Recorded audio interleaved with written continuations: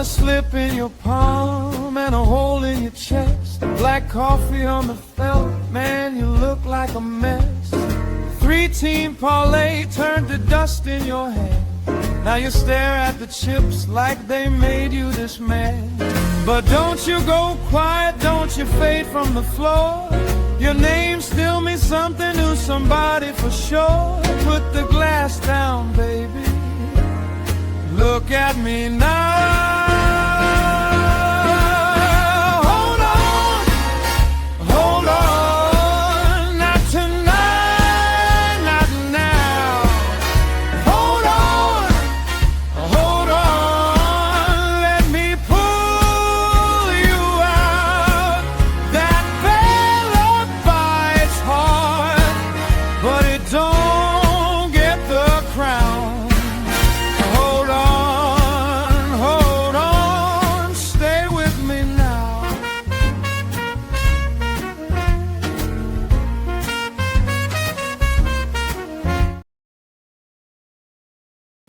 What's up, everybody? It's Toad back with you with Toadstool Sports for Sunday, June 21st. We went 2-1 on the show yesterday. Netherlands was an easy win to start out the day as we got the soccer match right. They were up 2-0 like 18 minutes into the game. It's like, all right, yeah, this is going to win. 5-1 win against my ancestors of Sweden. What can you do? Netherlands, they're clearly the better team, so that was the right call. Milwaukee, Atlanta, under 7.5 was correct. The under first 5, I believe, also was correct in that game. It hit 7, though, so I know primarily the number out there was 7, so a lot of people may have pushed on that, and it was kind of bullshit. Atlanta won on a walk-off 2-run home run by Albies in the 9th inning. Kind of bullshit. I mean, I think it was a 3-1 game in the 8th inning or something, so really it shouldn't have even gotten that close. But that was still the under, and then Freddy Peralta, I don't know what is wrong with that guy. He owes us money, man. Freddy Peralta just completely ruined the other under. He gave up 10 runs before the 3rd inning was done. Absolutely ridiculous. Whatever. What can you do? Sanchez held up his end of the bargain in that game. Peralta, not even close. So we move on to today. I don't like the baseball board today. It's very, very difficult. I'm going to give out one play, and it's really, I think, kind of on the razor's edge, but I hope we can get it. I'm going to give out a WNBA play and hope that we can get that right. It's kind of a unique situation, so hopefully we can get that right. And then I'm going to give out a World Cup play. It's a little bit of a different approach. Hopefully it's going to be right. I mean, it's just, I feel like I have to find some way of playing one of the best teams in the entire tournament in a very good spot to play them. So we're going to one of the other markets to do that and hoping that it can just happen. Let's get into it, man. I know I started a little bit late and I got to get out of here at some point too. So hopefully we can get this done. I'm going to try. Cincinnati at Yankees. This is the rubber match of the series. This is the end of the series here. Both teams have won one game in the series. Cincinnati with a 10-2 bounce-back win yesterday. Not a good game for the Yankees. I think it was Will Warren in that game. Whatever. Could be a bounce-back for the Yankees. But the Yankees have to go up against Cincinnati's one really legitimate pitcher today, though. So it's not going to be easy for the Yankees to get the job done, and they're a very small favorite here. And, you know, when you have a team when you have the Yankees listed as that small of a favorite, it almost looks way too easy to play the Yankees here. So I'm going to talk about the starting pitching matchup there in a minute.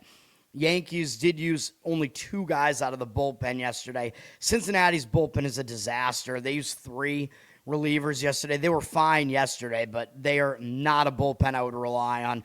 They're number 29 out of 30 in whip. Not a good bullpen. Yankees are number 9, so the Yankees have the bullpen edge. Yankees have the offensive edge, number 2 in offense arranged by OPS. They also are, I think, the best home offense still based on runs scored per game. Cincinnati has not been very good offensively either, even with the 10 runs yesterday. They're number 20th, so that's not good. But Cincinnati may be able to compete in this game because Chase Burns is pitching. As I mentioned, he is definitely their best starter. 2.01 ERA, 1.02 whip, really good stuff here. Home road splits basically are completely insignificant. He's coming off a 5-inning shutout of the Mets, but it is the Mets, not a good offense. Burns has faced some pretty weak offenses recently, so he is going to have to step up in class here to face the Yankees, and that is kind of my concern with them because generally he's good. He's got a really low hit rate. His walk rate is fine. His strikeout rate is high as well. He's a strong pitcher, dude. He could go out there and give you a good outing against anybody, but when you're used to pitching against these weak offenses and now you have to face the Yankees, not really an easy task, and the Yankees have seen him once before. At least 6 of their batters have faced him. 14 at-bats, and Burns did not have success. 429 batting average, 1429 OPS. I know it's a really small sample size, and I'm not going to really say that I think Burns is going to be awful here, because I don't, but the Yankees have been able to hit him in the past. He does have 5 strikeouts and no walks against them, though, so his command was good against them. I lean towards him still pitching well because generally he is going to pitch well, but this is not one of the easier matchups for him. ESPN has the Yankees listed as having Elmer Rodriguez come back up to make this start, but I don't think that's what's happening. Oh, no, it is, I guess. When I looked at the board earlier, it was Garrett Cole, but it is not going to be Garrett Cole. It will be Elmer Rodriguez, the other E-Rod. And you know what? We should have known that because if it was Garrett Cole here, the Yankees would obviously be a bigger favorite than this. I think if it was Cole, you'd probably see the Yankees at like minus 150 probably, or probably something like that, even if it is Burns opposing them. But this is the best starting pitching matchup the Reds are going to get in the series. Although yesterday's was one that they definitely had a chance to win, and obviously they did. I don't trust Elmer Rodriguez, man, if he's going to make the start here. He's a really, really thin pitcher, kind of strange physical attributes here. Really tall and really thin, which he needs to bulk up, man. That's what I got to say, so he can throw harder. But he's young. He's made some appearances this year, but he hasn't been that good. 4.15 ERA, but a 1.85 whip is bad. 5.79 ERA at home, not good. He's only made 3 appearances, but it's been against weak offenses. Texas twice and the Mets. The Reds are probably a little bit better than both of those teams, even though they're not great. Rodriguez also has more walks than strikeouts, so not a lot to like here from him. Reds haven't seen him, so there is that. He has a little bit of an unfamiliarity edge, but you have to give the Reds the starting pitching edge here. I would not give them the bullpen edge, but I think the way to look at this game is probably Reds first 5, but I don't really want to do it because Burns, I don't like his matchup numbers, and that just kind of does scare me away a little bit, and his recent performances against really weak offenses. Yankees are public, of course, because they're laying basically close to a pick-em here. 64% of tickets on them, 50-50 on the cash, though. If you play the Reds, like, I would not include their bullpen, as you know. So first 5 Reds probably is what makes the most sense in this game.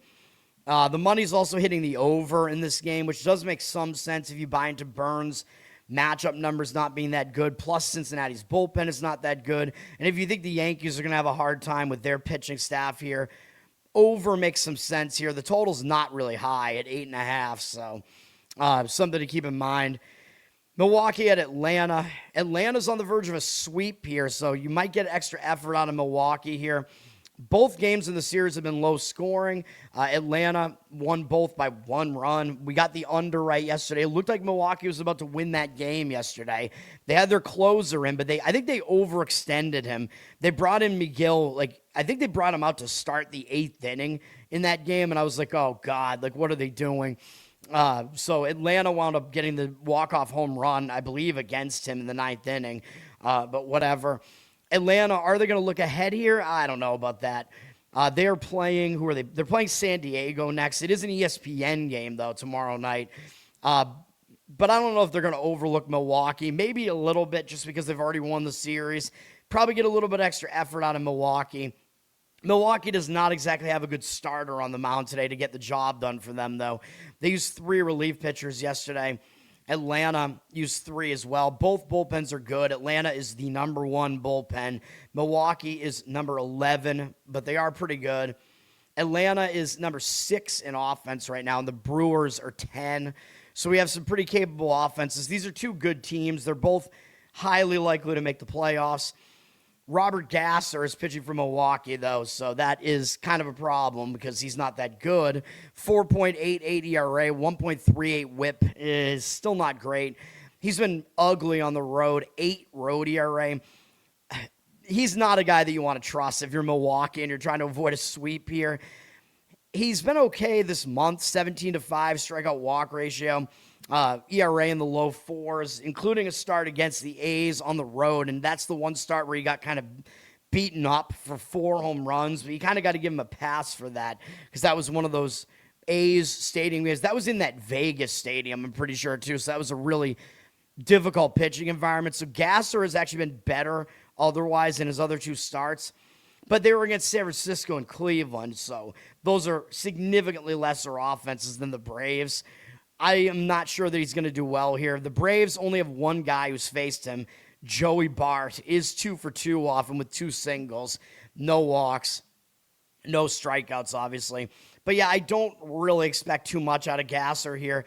Bryce Elder is pitching for the Braves. He is having a good season, 3.15 ERA, 1.14 whip, good at home, 2.41 home ERA. So his home road splits look good here.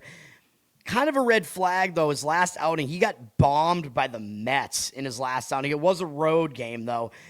His worst outings basically have all come on the road. But the fact that that was against the Mets, it's not a good sign. I mean, that's not a good offense. But he also was bad on the road against the Red Sox, and then he bounced back fine in his next couple home starts. So I do still kind of lean towards him pitching well here. Elder overall, he's got a pretty low hit rate. His walk rate is reasonable, and his strikeout rate is a little bit low, but that's just not his game, really. Milwaukee doesn't have great numbers off him in 57 at-bats, 246 average allowed, 664 OPS, 12-4 strikeout walk ratio. So he's been all right against Milwaukee. He's had the upper hand against them, really.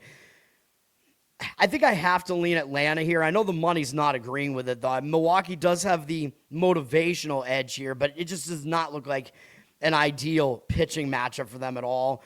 The money is backing Milwaukee. Atlanta's got 67% of the tickets, 88% of the cash on Milwaukee, though. Minus 120-something is the price on Atlanta. You can do what you want with it. I'm not playing the game, obviously. The total's at 9. Money coming in on the over, so it looks like the professional money seems to think that both starters are going to have issues in this game. I'm not sure about that. It's a pass for me, though. White Sox at Detroit. Detroit is on the verge of a sweep here, believe it or not. They've won each game in low-scoring fashion, which is interesting, that Detroit has been able to stifle the White Sox, but Skubal pitched game 1, and then Troy Melton, I believe, pitched yesterday. And like I predicted in the Houston series when he didn't actually wind up pitching, he did pitch well yesterday, if that was him. So I got to look at the box score because sometimes I just say that, assuming that he did pitch. I think he did, though, because I know he was scheduled. White Sox have been the better team this year, though, and they're on the verge of getting swept here, so they might have a little extra motivation. Detroit is going up against the Yankees tomorrow. It looks like Garrett Cole is pitching that game instead tomorrow. Could be a look ahead for Detroit. That's going to be a big series against the Yankees, but do you think they're going to overlook the White Sox at all, even if they've already beaten them twice? To me, probably not, because the White Sox are ahead of them in the division. I think this is still a game that matters. It's a big game. Detroit only used 2 guys out of the bullpen yesterday. White Sox used a bunch. They used 5. The White Sox are definitely at a bullpen disadvantage here. Detroit's number 19 in bullpen, and their ERA is below 4. So, yeah, they're kind of a mediocre bullpen, not horrible.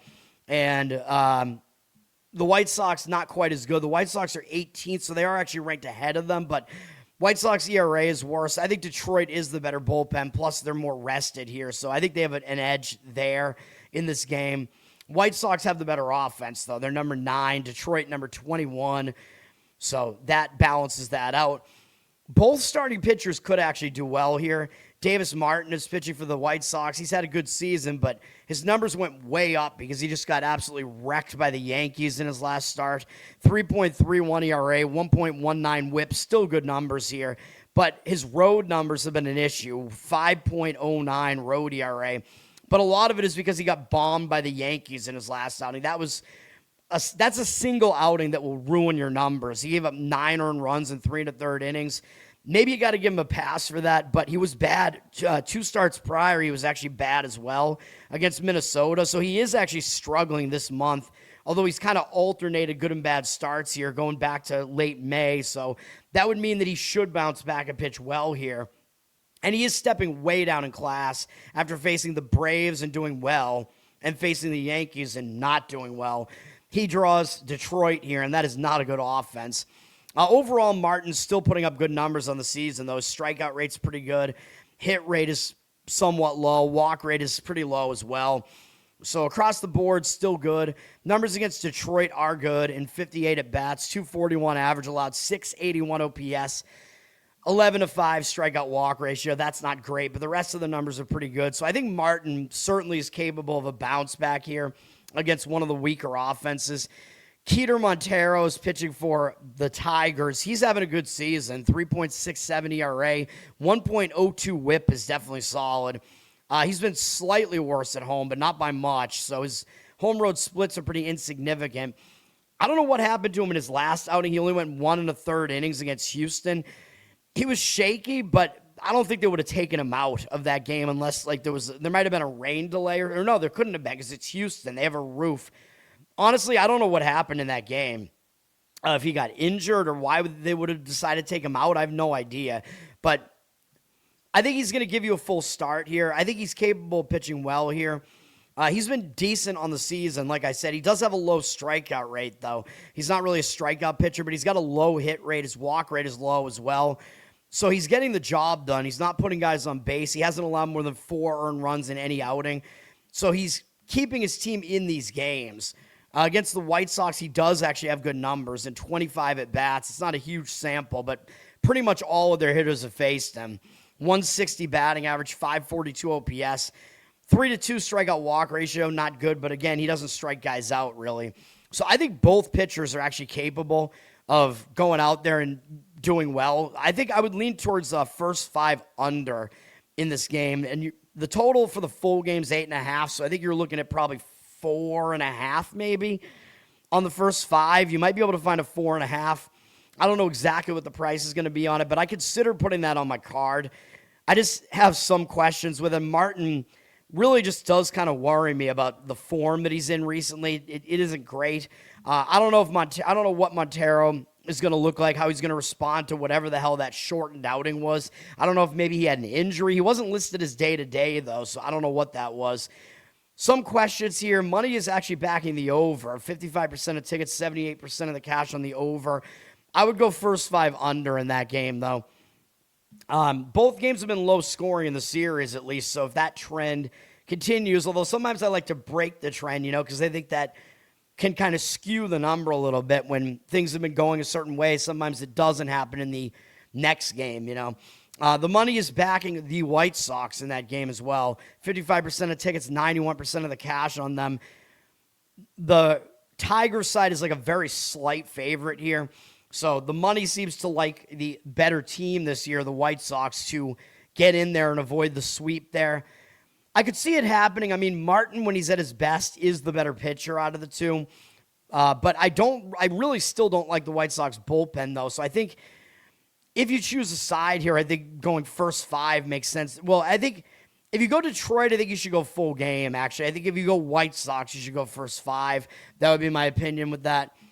Dirty Sock, what's up? Thanks for hanging out. All right.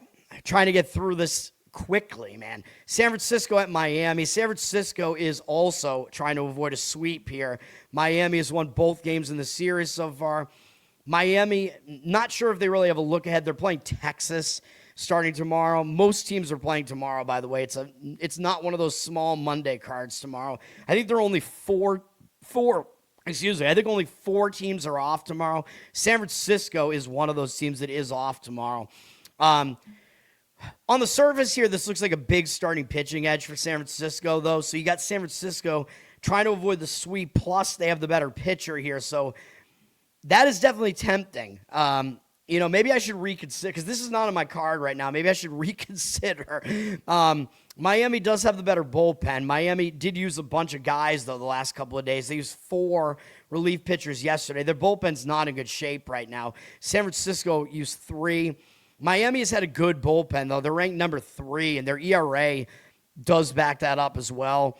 San Francisco, 25th, although I don't think they're that bad, but they have not been a great bullpen this year.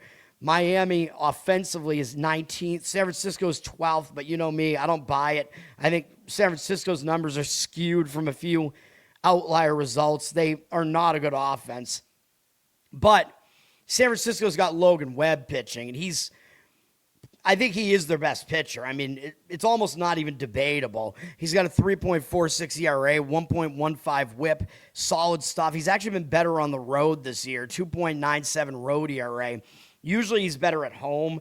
Again, I don't know what's up with this giant stadium this year. All these pitchers, Oracle Park, whatever it is, all these pitchers are doing worse there, even though it's a pitcher-friendly ballpark.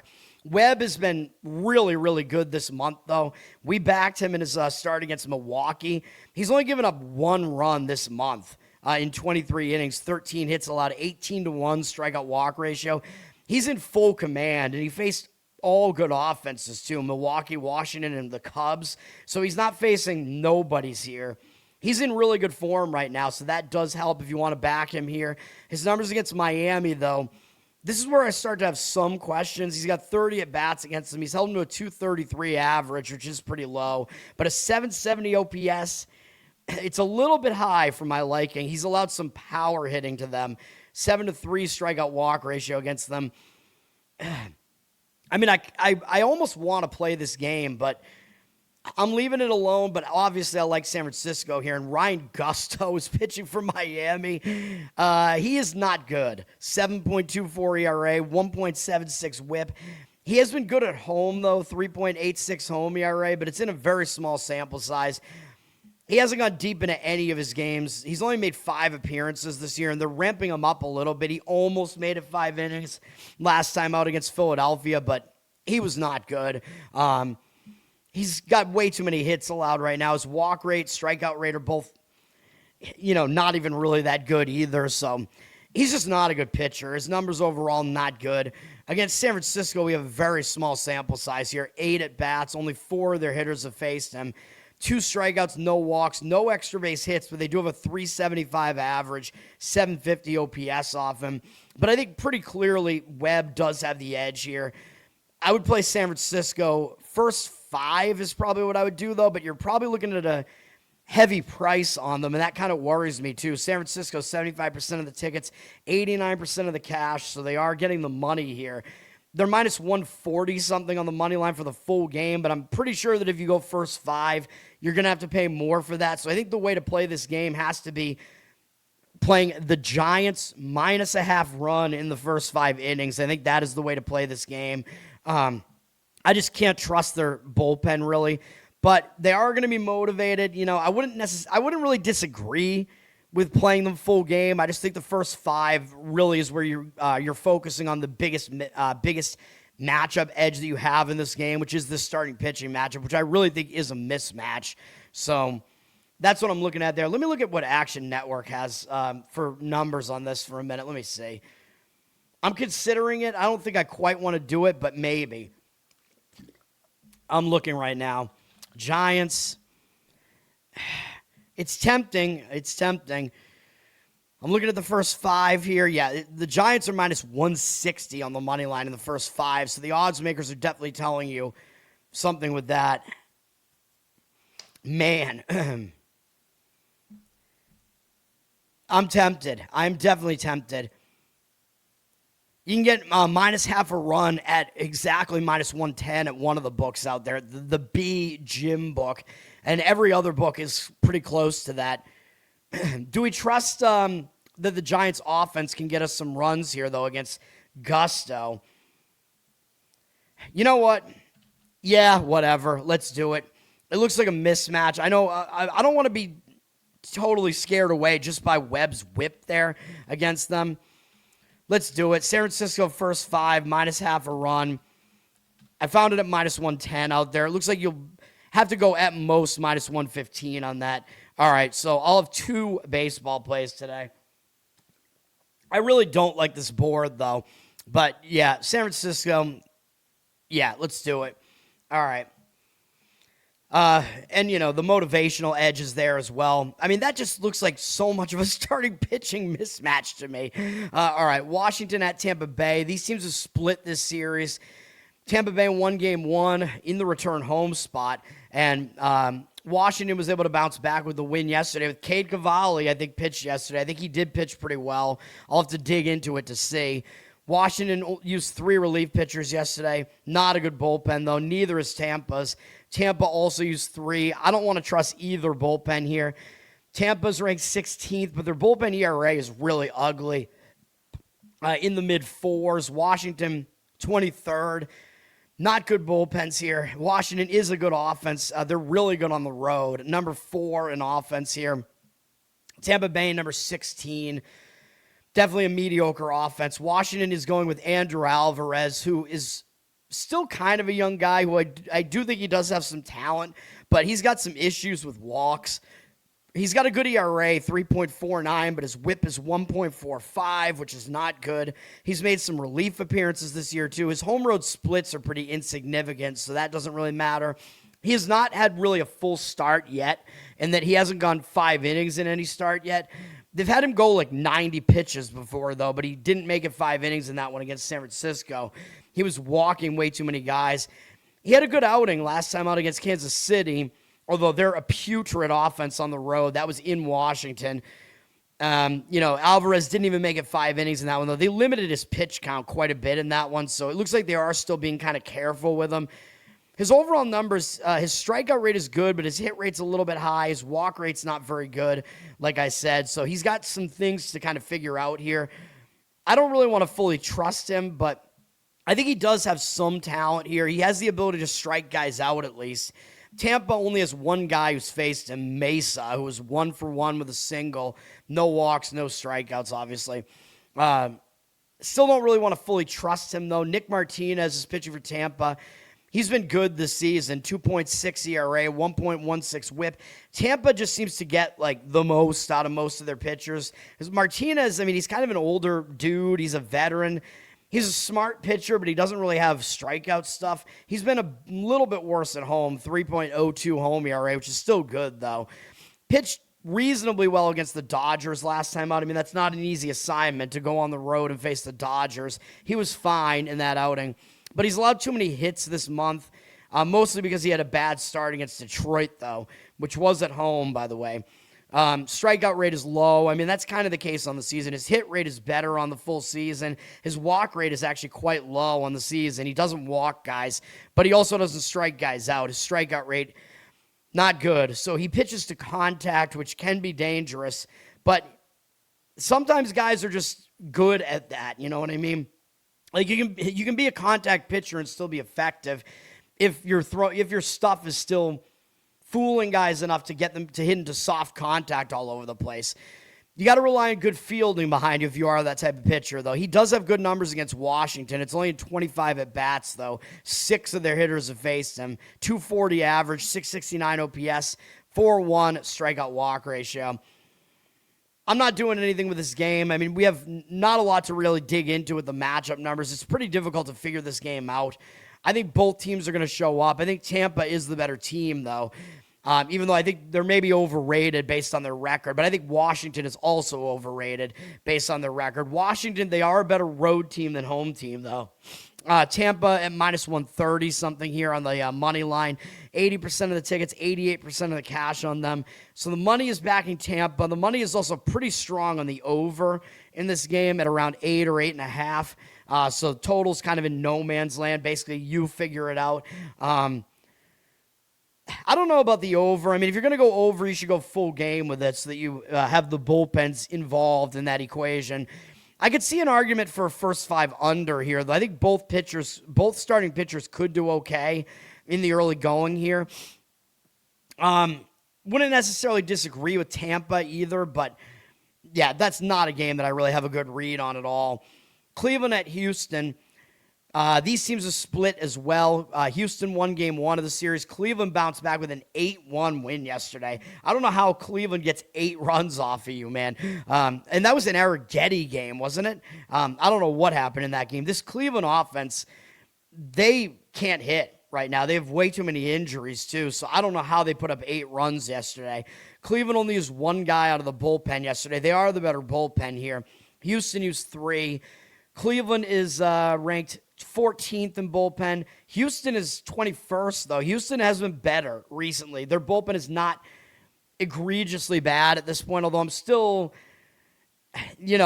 treading lightly with Houston's bullpen, though. I still wouldn't really want to actually back them. Offensively, Houston is the better team, number 12. Cleveland is 28th in offense. Very, very bad right now, even with the 8 runs yesterday. Cleveland is also going with Slate Ciccone here, who might be their worst starter. He's not very good. 4.6 ERA, 1.4 whip.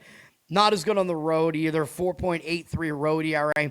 Did pitch pretty well in his 3 starts this month, though. So I don't know what the deal is there, but he pitched well twice against the Yankees, and then he pitched well against Milwaukee. So he's in good form right now, at the very least. He's got a decent strikeout-walk ratio over that span. Didn't allow too many hits, so impressive that he was able to do that against a couple of good offenses there. His hit rate on the season is way too high, though. His walk rate's a little bit high. His strikeout rate is not impressive at all. So I still don't trust him. His numbers against Houston are also very untrustworthy. 36 at-bats, 333 average, 996 OPS. That is not good. So I still don't trust Ciccone here. I know he is in better form right now. I don't necessarily want to really, go full throttle fading him, but he's not good on the road. He's not good against Houston. Houston is going with Kai-Wei Tang, who is really difficult to figure out. He's been around for a little while. He's made a lot of relief appearances. He's been in the starting rotation for a while for Houston now. He's got a 4.31 ERA, 1.34 whip. Not great. Not good at home either. 4.6 home ERA. That's not good. He's been pretty bad this month. He's been really, really hittable this month. Houston's lost all 3 of his starts. He's lost all of them. He has a 15-7 strikeout walk ratio in 12 1/3 innings this month, on top of the 20 hits and 14 earned runs allowed. This is not good stuff. Even though his strikeout rate is high this month, all the rest of those numbers are horrible, including a home start against Detroit. That's not a good sign if you struggle at home against Detroit. His overall numbers, he does have a pretty high strikeout rate. His hit rate is actually low on the season, but that includes all of his relief appearances. And his walk rate is definitely too high. He's walking he's walking almost 1 guy every 2 innings. You can't do that. But he's facing a weak Cleveland offense here, and Cleveland only has 3 at-bats against him across 3 batters that they have in their current lineup, and they're 0 for 3 with no walks and no strikeouts. Does that mean I think Tang is a guy you want to back here? No, not really. I think the way to play this game is probably the over. I don't think either starting pitcher is particularly trustworthy here. Total seems kind of low at 8.5. 60% of tickets, 91% of the cash on the over. Of course, Ciccone is in good form right now, and Tang does have the unfamiliarity edge here against a very weak Cleveland offense. So I'm not really sure I quite want to do that, but I think the over is what makes the most sense in that one. The money is also back in Cleveland. 67% of tickets on Houston, 90% of the cash, 90% of the clash. Most of the band members are there. No. 90% of the cash on Cleveland. I don't know if I agree with that. I think Houston, I don't know, man. I think Houston first 5, there is some argument for that here, just given the matchup numbers here. But I think an over is the better way to play that. I think that's more likely to come in that game than anything else. St. Louis and Kansas City finishing their series. Kansas City is on the verge of a sweep. There you go, Zach. They might sweep their rival out of town here. Will they be able to do it? I don't know. Kansas City, are they going to look ahead? I don't know. They have Tampa Bay next, so it's possible. Tampa Bay has been one of the better teams in the American League, so maybe Kansas City looks ahead. You're probably going to get extra effort out of St. Louis trying to avoid the sweep here. I have been saying St. Louis is not as good as their record looks. I did give out a play on Kansas City first 5 in the first game of the series, backing Noah Cameron against Liberatore. Now, this site, for some reason, has neither team listed as using any relief pitchers yesterday. That is not true. I believe Kansas City used 4, and St. Louis used either 2 or 3. So these teams did use like a normal amount of bullpen arms yesterday. So I don't know why that site doesn't show it. Kansas City is 28th in bullpen, though. They're a very, very bad bullpen. Like, you do not want to back them. St. Louis is a mediocre bullpen. They are 20th, actually, right now. Not great.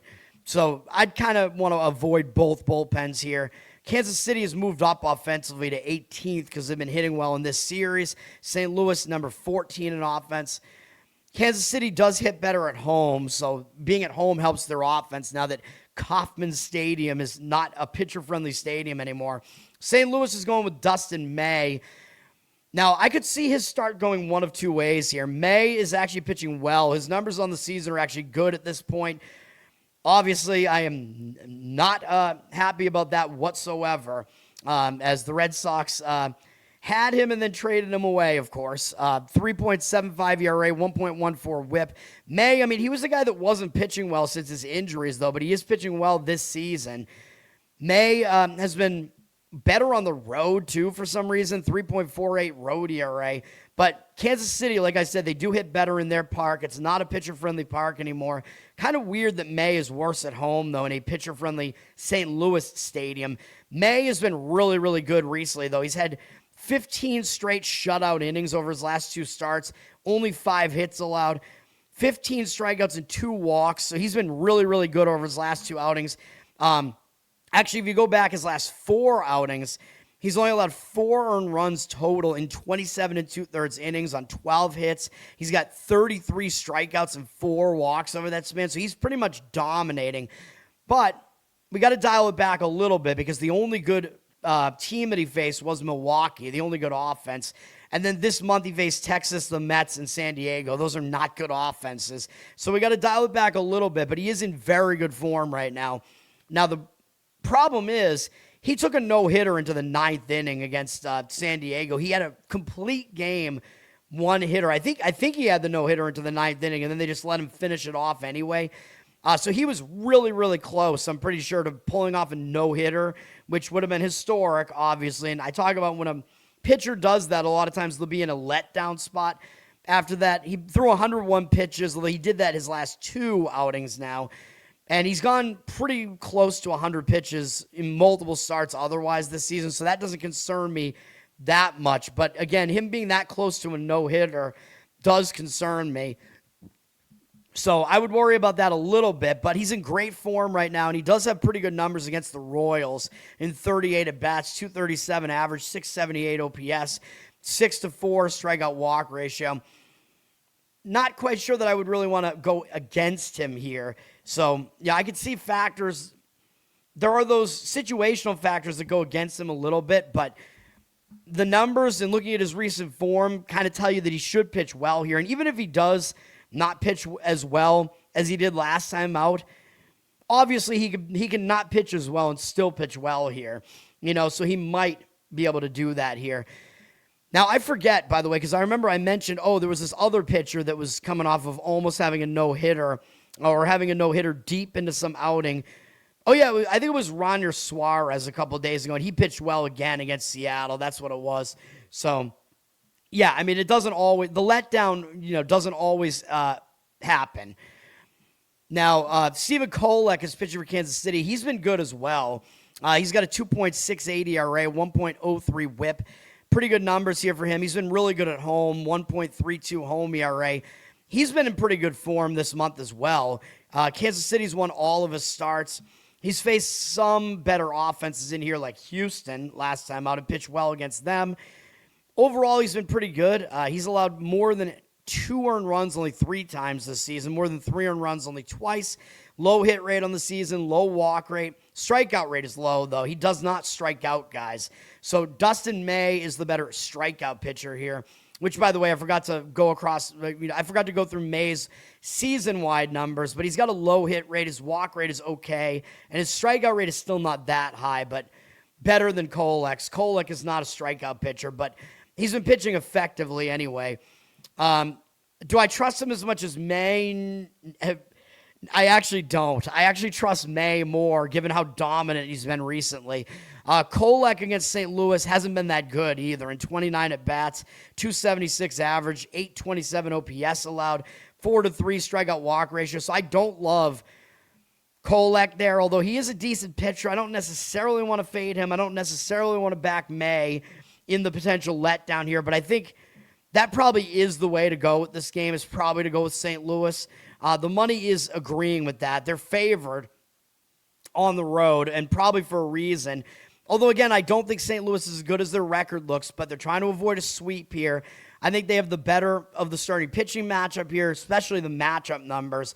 I think they have the better bullpen as well, so I think you could go full game with that. St. Louis minus 130 is about the price on the money line. 65% of tickets, 75% of the cash on St. Louis. I think that's what I would do. I think I would go St. Louis full game in that one. Money is also backing the over in that game, which is a little bit strange to me. And the total is around 9. It is a Kauffman Stadium game with their shorter walls now, or closer walls, whatever. If you go over on this, you got to go full game on that. You got to include the bullpens in that over, because I think there is an argument for the first 5 under here, because both pitchers have generally been good. So first 5 under makes some sense in that one. I wouldn't really want to play an over in that game. But yeah, I think St. Louis is the best approach in that game. I wouldn't argue with St. Louis first 5 either, though. Wait, you bet against Atlanta yesterday? I didn't really disagree with Milwaukee in that game yesterday, but obviously I thought that the under was the best way to play that game. Or were you talking about the under yesterday? Did you play the under? If it was a push, at least that wasn't a loss. Whatever you did, yeah, it was a little bit of an ugly beat, but I had it at the 7.5 on the show there, luckily. But yeah, I mean, it was a push if you played it on the 7, and an unlucky push. All right. Next game up will be my other baseball play. So both plays will be done in the afternoon here. Toronto and Chicago Cubs. I'm a little bit worried about this, to be honest. There's not a lot of room for error here with this one.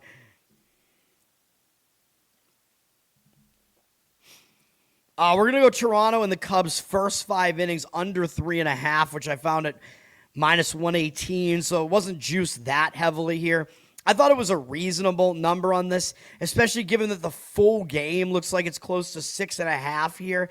So the odds makers are telling you that this is going to be a low-scoring game. It's a Wrigley Field game, so the total being this low might also mean the wind is kind of blowing in here. But it might really just be because of the pitching alone that the total is this low. I think it could be a combination of both. I think at the very worst for the under, it probably means there's just no wind here today. But it might mean that the wind is blowing in. These teams have split the series so far. The Cubs dominated game 1, and they destroyed Gaussman. I don't know how that happened. Toronto bounced back with a win yesterday, so I think both teams will probably show up here, try to win the series. Cubs used 4 relief pitchers yesterday. Toronto used 4 as well. I'm going to cut the bullpens out of this play here. Partially, it's because we don't get a good number on the full game, though, although I think there is probably a 7 out there if you do want to go full game on this. The Cubs are number 10 in bullpen right now, but their bullpen's been struggling a little bit recently. Toronto is number 13. I mean, these are bullpens that are okay, but I don't know, man. Given the usage recently, given their current form, I'm a little bit worried about the bullpens.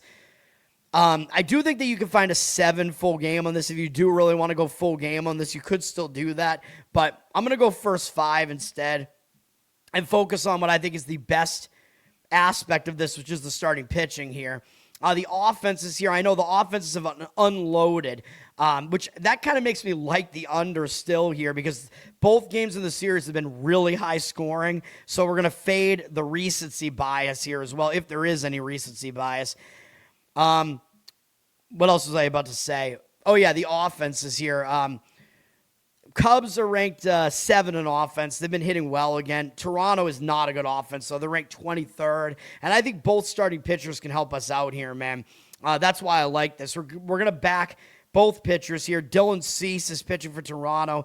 He's been good. 2.71 ERA, 1.19 whip. His whip is better than it usually is. So he's had issues with walks throughout his career, but that's been a little bit better for him this year. And or he's more unhittable this year. He's been a little bit worse on the road for sure. 3.34 road ERA, but that's still not bad. So I still think that's fine. He has made 2 starts since coming back, and his team won both starts. He was a little bit wild in his last start against the Red Sox, although he didn't allow any runs in 5 innings. He got a little bit lucky because he walked 4 guys, but he's still been dominant in the strikeout department since coming back, so obviously his stuff is fine. 18 strikeouts and 5 walks in 11 innings so far. That walk number is bad, but it's a dominant strikeout number, and only 7 hits allowed and 1 earned run allowed over that span, so he was good in those 2 starts. He hasn't faced an offense as good as the Cubs, though. He faced Philly and Boston. And, he struggled a little bit against some better offenses prior to getting injured, but it could have been injury-related. Who knows? On the course of the season, he's got a low hit rate. He has a really high strikeout rate. And his walk rate, yeah, it's not that good. He walks too many guys. I wish that he got that under control, but the rest of his numbers are really good. His numbers against the Cubs are also good. He has a huge sample size here, 103 at bats because he's been in the National League. Cubs have seen a lot of him. They still haven't really figured him out. Cubs 204 average against him, 630 OPS, 41 to 11 strikeout walk ratio. All those numbers are pretty good across the board. So ceases the Cubs bats for the most part. Shota Imanaga is pitching for the Cubs. I think he's the more worrisome pitcher here. He's got a 4.26 ERA, but he's been good throughout his career so far in the majors for a few years now. He also pitched in Japan prior to coming over here, but he's got a 1.06 whip, man, so that tells you that his ERA is misleading. Like, his ERA should be in the 3s, which is basically what it has been throughout his career, so I'm not buying that his ERA is that he's as bad as his ERA makes him look. I know we're not going with the better of the home road splits here. He's got a 4.75 home ERA. I know that's not good. He was good in his last home start, which was against the Rockies. The Rockies, not a great offense, but the Rockies have been putting up a lot of offense recently, so that was a decent outing from him. He also pitched well in Coors Field in the previous game, so that's a good sign that he pitched well in a hitter-friendly ballpark, and then he pitched well against that same team again. I think you got to give him a pass for the A's start prior to that because he got really unlucky. He gave up 6 runs on 6 hits, had 5 strikeouts, 1 walk, so he got unlucky there. Like, you look at his overall numbers, yes, he did have 3 bad starts towards the end of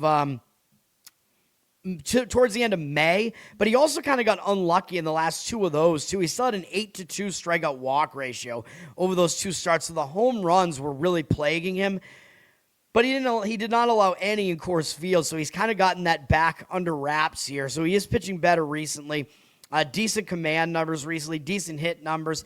He's got a low hit rate on the season, pretty low walk rate on the season. Strikeout rate is fine, like right in range of what you usually expect out of him. I still think he's a good pitcher, man. He had a little bit of a lull, but he is seemingly starting to pitch better again. Against Toronto, they have not done well against him. They only have 6 hitters who have faced him, so they don't really have that much experience against him. 13 at-bats, no extra base hits, 3 strikeouts, 1 walk, 231 average, 516 OPS. So I think both pitchers will pitch well here. The total is low. It's low for a reason. It's at 7. If you want to go full game, you could. If you go full game, make sure that you get the 7, though. Like, go under 7. I think it is still available at multiple books out there, so you could do it that way. Some 6.5s are showing up, though.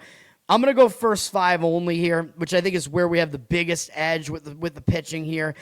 3.5, I don't love the 3.5 first 5 unders, but sometimes I give them out. I think this is a situation where it makes sense to do it, and yeah, I think that's all I got on it. At least the number's not 3. A lot of times when it's a 6.5 total, a lot of times you see a 3 in the first 5. So that's what we're going to do. There's definitely not a 7.5 on that. I don't think there ever was a 7.5 on that. Oh, you mean yesterday. You were on a 7. That's some bullshit, man. That game clearly should have gone under the 7. Yeah, fuck that. Yeah, I mean, it's definitely advantageous to have as many books as possible. We have, I think we have 7 or 8 available in Massachusetts. So, yeah, that is some bullshit.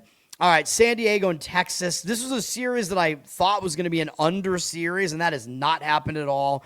I think we got screwed by an 11-run first inning in the first game. Yesterday, I did not want to touch it. And I think yesterday looked like it was trending under. And it went over because there were 4 runs in the 10th inning. Like, this game was trending under for most of the game. First 5 under hit yesterday. But in a matchup like this, it's probably going to be a full game under with these bullpens. But I think you got kind of unlucky with that one, too. It was a 6-run game at the end of 9 innings yesterday. 4 runs in extra innings. That's some bullshit. So if you had the under yesterday, you got unlucky. I think we got unlucky with ours too. So this has been a misleading series as far as the total is concerned. Like, both games look like they went way over, but that's not really the case. So I still think an under is possibly in play for this game here today. It's just, I'm not sure that I love Lucas Giolito, if he's starting for San Diego. I definitely don't love him. The bullpen usage yesterday, San Diego did use 4 guys out of the bullpen, including Mason Miller. I mean, the game went into extra innings, so there was some extra bullpen usage. Texas used 5. I still like the bullpens. I wouldn't necessarily fade them. San Diego has the 6th best bullpen and the 2nd best bullpen ERA. Very good bullpen. Texas is not that far behind at number 8. They're a good bullpen too. I think you could still probably count on these bullpens here. San Diego had Giolito listed as a starter. Then it was undecided.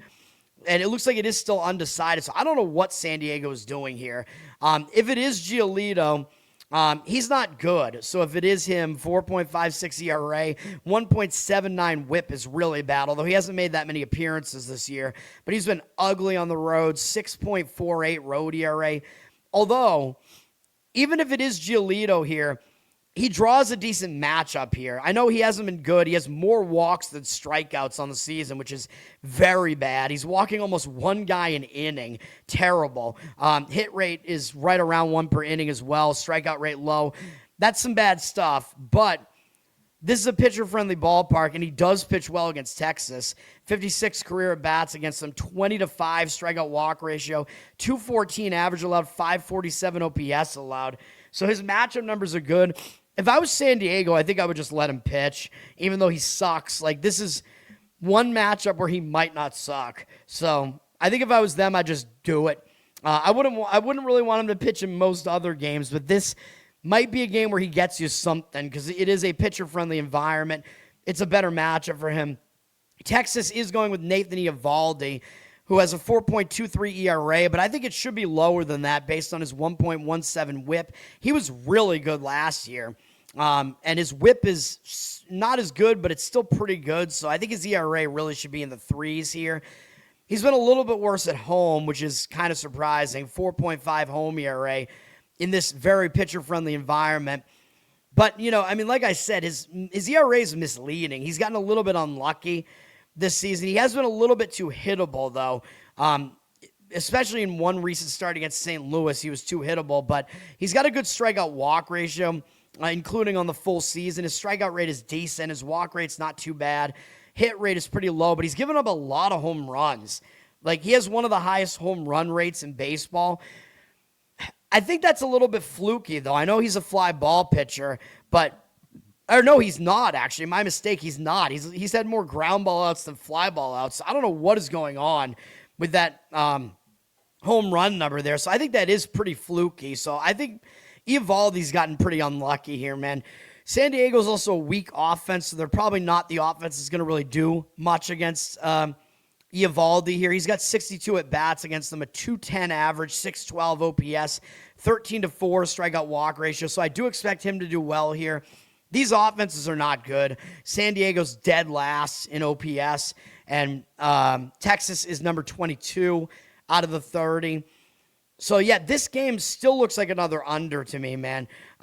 Maybe you got to worry about the bullpens a little bit just because of their usage, but you are getting that key number 7.5 on the full game. We don't know who San Diego's going to start, though. But, again, if I was them, I'd just go with Giolito. The total's actually 8 at some books here. Money is backing the over a little bit. 52% of tickets on the under, 55% of the cash on the over. I don't know what to think about that, but I think like I said, I think I would lean under still in this game. Not one that I really want to deal with, though. The money is backing San Diego, which seems kind of crazy. And these teams are both, I think, going to show up because both teams have won a game in the series. 72% of tickets, 60% of the cash on Texas at around minus 150 something. So the odds makers are telling you Texas is the better team and or they have the better starter here. Something to keep in mind because San Diego, I think, probably still has the better record overall, but Texas is actually the better team according to odds makers. I wouldn't really want to play San Diego here. I think Texas has the upper hand here, so I'd lean slightly towards them, but I think an under makes the most sense in that game. By the way, the under is getting the indicators in that game. I just gave out the first 5 under. I forgot to talk about the percentages in that game. 73% of the tickets and 53% of the cash on the over in Blue Jays Cubs. So the public percentage is on the over, but less of the money on it. So the money looks like it is agreeing with me on that. And the money is also backing Toronto for what that's worth. 59% of tickets, 94% of the cash. And they're actually favored at minus 116, somewhere in that range. That seems kind of insane to me that Toronto's a road favorite. Is Imanaga really getting disrespected that much? Like, I know some of the professional bettors think Imanaga's overrated and, he's been figured out now, but I'm looking at his numbers, and I think his ERA is just kind of misleadingly high. So, yeah, I don't know, man. Hopefully I'm not going to be wrong about that in that game today, but I don't think Imanaga should be a home underdog, man. It seems crazy to me that he's a home underdog. Plus, I think the Cubs have the slightly better bullpen and the better offense. So seeing the Cubs as an underdog seems a little bit crazy. Like, I don't know. There might be some value in playing the Cubs side there in that game.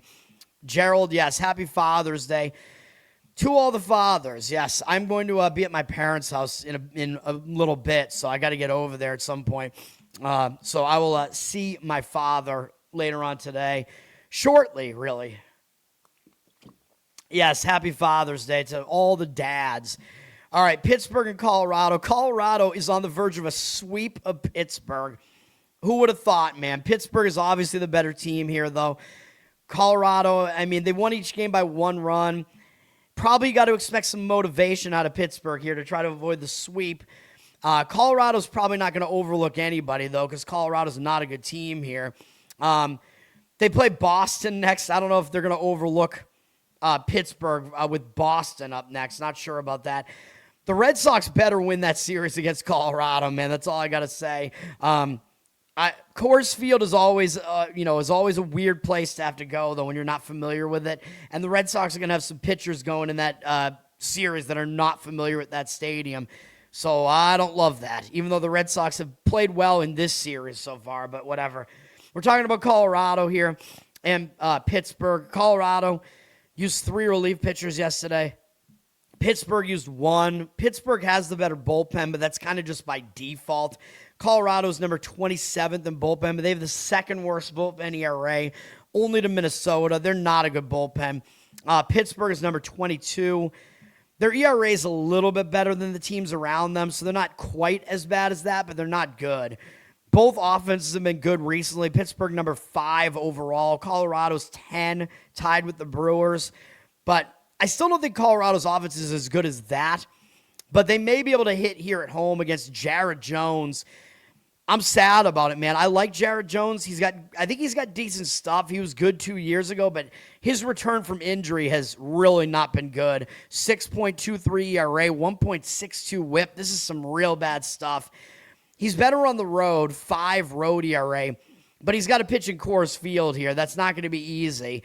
Overall, I mean, he does have a good strikeout walk ratio, though, but he's been a little bit too hittable. His hit rate's not very good. But his walk number's fine, his strikeout number's fine, so he's not that bad still. Hasn't really gone deep into these outings yet. Does have a little bit of a fly ball tendency, but it's not that crazy. So he might not be horrible here in Coors Field. Colorado only has 3 guys who have faced him, 9 at-bats. They do have a couple of extra base hits that are both from Hunter Goodman, a double and a home run. They got 2 strikeouts, 1 walk against him, 222 average, but because of the power hitting there from the only guy that has any hits off him, Goodman, that jacks their OPS up to 967. I wouldn't put much weight into this, though. I'm not sure that Jones is actually going to do badly here. I think he's capable of pitching well, for sure, and this offense isn't very familiar with him. Michael Lorenzen is pitching for the Rockies. He is not a good pitcher. 7.13 ERA, 1.85 whip. This is not good. Understandably, he's not as good in Coors Field. 8.44 ERA at home. That's not good, but his last 2 starts were both good against the Cubs, 1 at home, 1 on the road. I don't know why. Maybe he just matches up better against the Cubs. I don't know, because he was pretty bad in the multiple starts prior to that. So maybe it's just a matchup thing against the Cubs. I still don't trust him, even though his numbers were better in those 2 starts. He's got a really high hit rate on the season. I think it might be the highest in baseball. Really, really bad stuff. Over 100 hits allowed in 70 2/3 innings. That's not good. His fly ball rate is somewhat high, and he's given up some amount of home runs here. He isn't the worst guy at allowing home runs, though. He's better than Eovaldi somehow. His strikeout rate is fairly low. His walk rate is mediocre. Not great here. So I don't really trust Lorenzen, although he is actually good against Pittsburgh. In 72 at-bats, 181 average allowed. That is really low. 660 OPS is higher than you'd think with that average, but still not high. 24-9 strikeout walk ratio. So Lorenzen does have a good matchup here. You know, I mean, it might sound kind of insane, but there is some argument here for maybe a first 5 under. I don't know, man. I mean, I wouldn't want to bank on it, but the money is actually hitting the under in this one. 68% of the tickets and 82% of the cash on the under. Full game's 11.5. I wouldn't go full game because the bullpens could just wreck you. First 5 might be a possibility, but I still don't want to trust these pitchers with their overall numbers here. But you're probably getting a decent number there. Probably it might be like a 6 in the first 5 innings. Pittsburgh is favored. They are the better team here. They're around minus 140. They're public. The public seems to expect them to win this game, avoid the sweep. 73% of tickets, 74% of the cash on Pittsburgh. At their best, I would say Jones is the better pitcher here, and Pittsburgh does have a bullpen edge too, so I don't totally disagree with that, but I'm not sure that I totally love it either. And Lorenzen's in the better form right now and actually has good matchup numbers here in a sample size that we can actually kind of gauge. So Colorado first 5 actually makes some sense in that game too, but that is not a game that I want to do anything with. Zach, what's up? Thanks for hanging out. Yes. Juneteenth, very appropriately, right before Father's Day. All right, I'm going to be right back, then I'll talk about the rest of these games. I don't think I'm going to give out any extra plays on the fly here, but I'll talk about the rest of these. I have a WNBA play today, and I'm going to give out a soccer play that's a little bit different that hopefully we'll get there. I'll be right back, and then hopefully we can get this show done in maybe another half hour.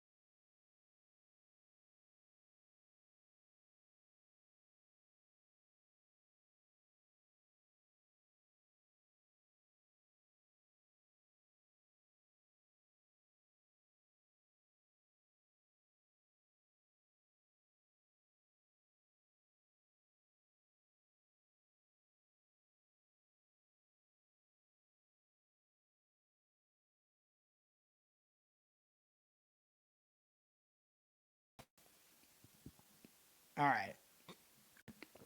right. Next game is Minnesota, Arizona on Peacock. All these games are in the afternoon, by the way, because it's Sunday. It's getaway day, so something to keep in mind that there are look-ahead components that are potentially in play here. Teams having to get out of where they are and go on the road. travel to some new location for the next series, whatever. Yeah, the Rockies, they definitely suck, though. Minnesota at Arizona here, yeah. This series, I believe, has been split so far. Yeah, both really high-scoring games, too. Arizona won the first game. Seemed like a good matchup for them there. Yesterday was just a barrage of offense on both sides, and Minnesota won the game by a lot. Minnesota used 3 relief pitchers yesterday. Their bullpen is a disaster, though. Arizona used 2. I don't like either bullpen, really. Arizona is ranked 7th, but their ERA is in the low 4s. It's not great. Minnesota is dead last in WHIP and ERA. They're alone in that department now. Really, really, really bad bullpen. Definitely a fade bullpen there. Arizona's only 25th in offense, even with the offense they put up in this series. Pretty ridiculous. Minnesota is, where are they at? They're all the way up to 8th, given that explosion they had yesterday of 16 runs. I don't think they're that good, but they're a capable offense. As far as the... I already talked about the bullpen usage. This starting pitching matchup is the most unpredictable starting pitching matchup of the day. Neither of these pitchers are well-known at all. Minnesota's going with Mike Paredes, who is listed as a relief pitcher, but he's a 25-year-old. He's a small guy. He doesn't throw hard. I've looked at his numbers. He's pitched a little bit in the majors so far. This is his first season in the majors, and he's been going like 3 to 4 innings in every outing. He's got a 4.2 ERA and a 1 WHIP. That's not bad, but his strikeout rate is pretty low. His walk rate's a little bit too high right now. His hit rate is definitely low, though, so he's been a little bit difficult to hit. He's faced mostly weak offenses in here, though. I don't really think he's trustworthy. Arizona hasn't faced him yet, so maybe he can go out there and fool them a little bit, but he doesn't throw hard. I've looked at his scouting. He throws like low to mid-90s fastball. He's got kind of a typical arsenal with fastball, cutter. I think it's fastball, cutter, slider, change, I think is what he throws. I looked at his minor league numbers this year, too, and they were mediocre, like an ERA in the 3s in AAA. Decent numbers. I think he's kind of a mediocre pitcher. So what are you going to get out of him? No idea.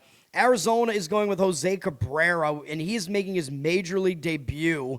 The 24-year-old guy from the Dominican Republic. He is the taller of the two pitchers, if that matters. He is a right-handed pitcher. I don't even know if Paredes is a righty or a lefty. I don't really pay attention to right versus left that much, though.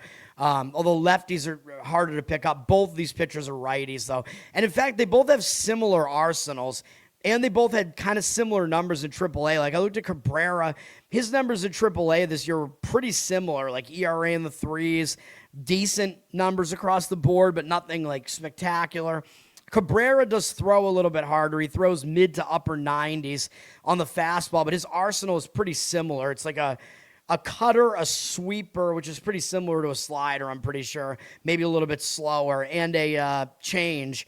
So these guys both have like a very similar 4-pitch mix here. Just Cabrera throws a little bit harder, and he is the bigger of the two guys. I honestly have no idea what we're going to get here. Neither pitcher has been seen before by these opposing hitters. I mean, this series has been just over all the way.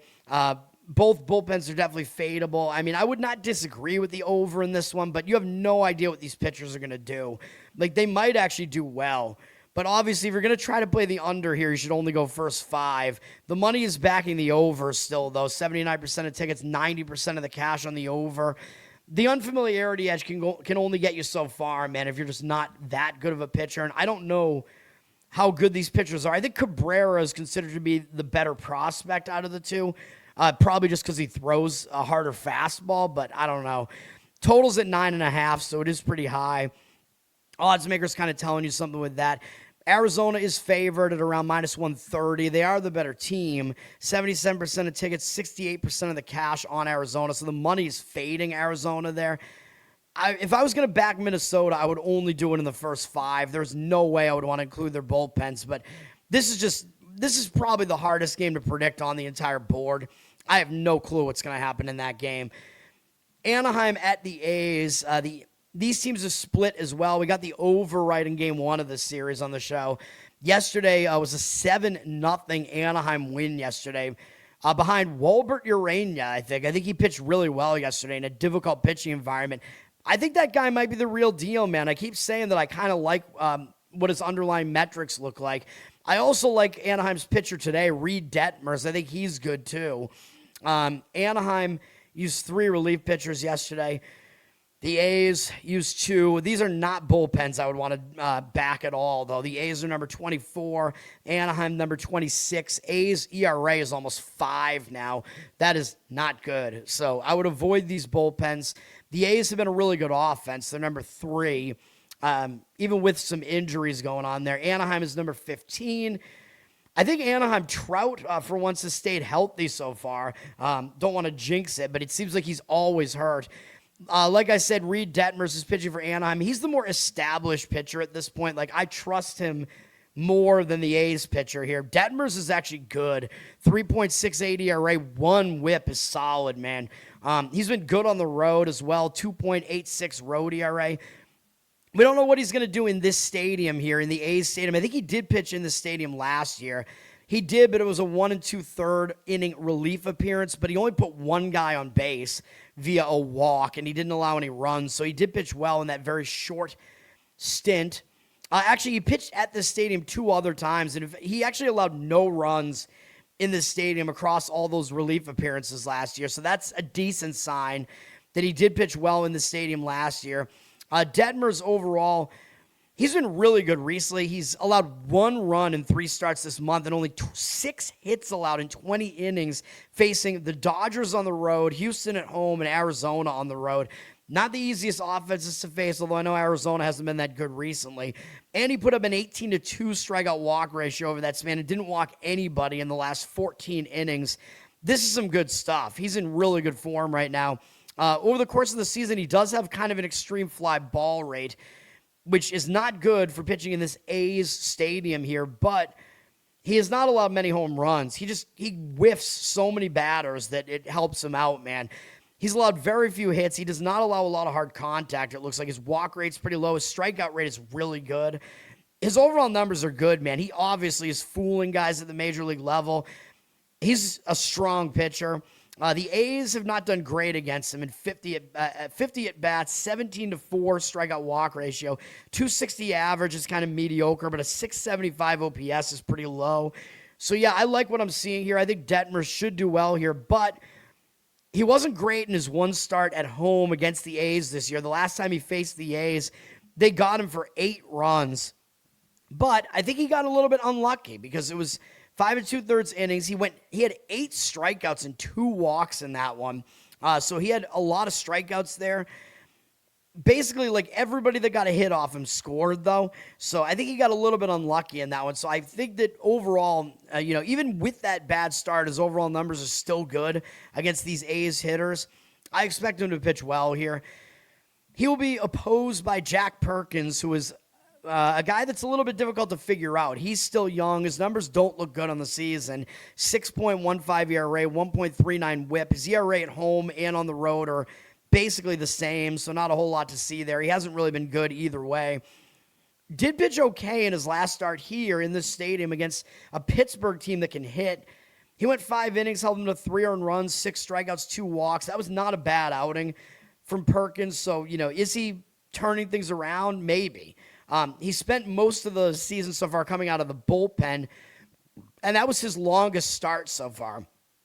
Overall, he's got a high strikeout rate, but again, usually your strikeout numbers are better when you're coming out of the bullpen because you're only pitching when you have, like, your full stuff, right, and you're not tired yet. His hit rate is a little bit high. His walk rate is okay. So overall, his numbers are better than his ERA would suggest, at least.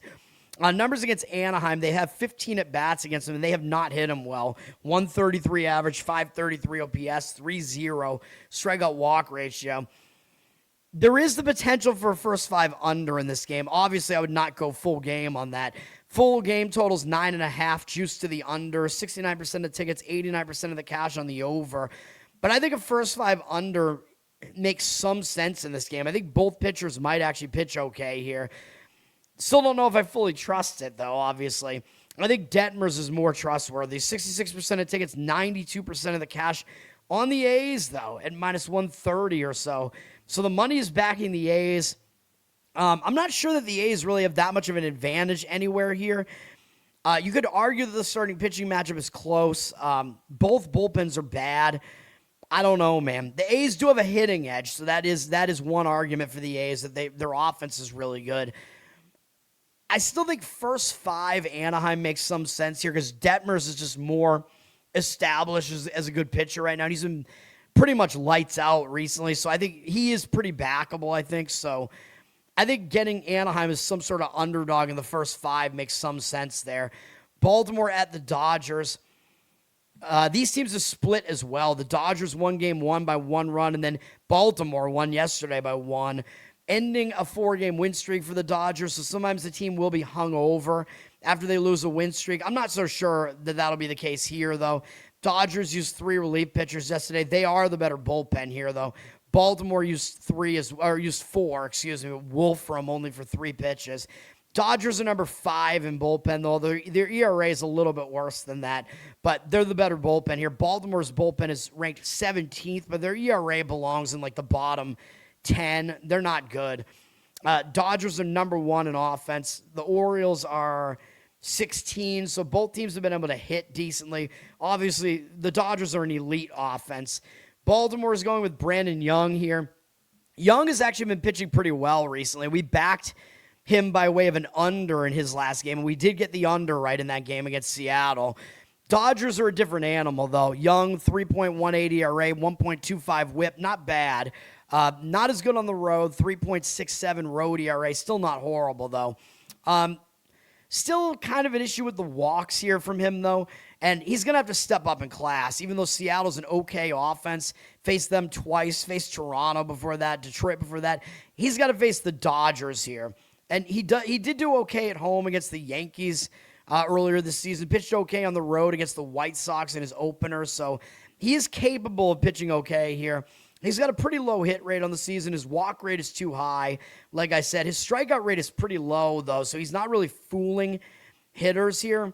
But he's been a decent pitcher, and the Dodgers don't have a lot of experience against him at all. Only Kyle Tucker has ever faced him. He's 1 for 2 with a single. No strikeouts, no walks. So Young could do well here. He's unfamiliar to the Dodgers. He is pitching better recently. I wouldn't really be jumping out of my seat to fade him here. Emmett Sheehan is pitching for the Dodgers. He's a guy who I think he's better than his ERA. Makes him look 4.76 ERA. Doesn't look very good, but a 1.2 whip is pretty good. Not too bad. So Sheehan is better than his ERA would tell you. He is better at home, 4.01 home ERA. He's struggled a little bit recently, but still, I mean, he's not really allowing a lot of runs in most of these outings here. He's allowed 4 or fewer in every start this season. He's got a high strikeout rate on the season, still has a low hit rate and a pretty low walk rate too. So I think he's getting unlucky for his ERA to be that high. His overall numbers continue to be okay this month, except for the amount of runs allowed. So I think he's better than what his surface numbers suggest. His numbers against Baltimore, the only 4 hitters who have ever faced him. They have had success against him, though. They have 4 hits against him, 444 average, because it's 4 for 9, obviously. 16-11 OPS, 2-to-1 strikeout walk ratio. A lot of hits against him here. Ward has a home run against him. Does that mean I think Sheehan's going to actually do bad here? No, not necessarily. Young does have the better of the matchup if you want to put any weight into those really small sample sizes, and I don't know how much weight I would really put into that, but the money is backing Baltimore, partially because the Dodgers are a minus 220-something favorite here because they're the Dodgers, so that price does look a little high. 92% of tickets on the Dodgers, 55% of the cash on Baltimore. If you're going to back Baltimore, I would say take like the half run or whatever it is in the first 5 innings, maybe even a run or a run and a half in the first 5, whatever it is, whatever the number is that's closest to a pick'em price. I think you could maybe back Baltimore first 5 innings here. I would not do it in the full game, though, because Baltimore's bullpen is not good. The money is coming in on the over here. The total's at 9. I understand it because both pitchers could have their issues here. At least one bullpen is bad. You know, I think it's kind of a toss-up, though, as far as the total is concerned in that game. I don't know which way it's going to go, so that game is not on my card. Boston and Seattle, when I first looked at the starting pitching matchup, my thought was under. And the odds makers are obviously thinking that because this total is 6.5 in this game. So the odds makers are also thinking under here. The Red Sox used 3 relief pitchers yesterday. Pretty well rested bullpen, though. Seattle's bullpen, they used 4, but they're a decently rested bullpen, too, because they used no relief pitchers on Friday because they used Castillo to save their bullpen. Red Sox are number 2 in bullpen. I think they have the 3rd best bullpen ERA right now. Good bullpen. Seattle's is also good, even though they're 15th. Their ERA is quite good. So we are dealing with 2 good bullpens here. Seattle's offense has really struggled recently. They've fallen to 24th, and the Red Sox are 27th. Really bad. So 2 good bullpens, 2 offenses that don't look good right now. That also makes it look like an under. Red Sox are going with Peyton Tully, who is having a good season. 2.93 ERA, 1.06 whip.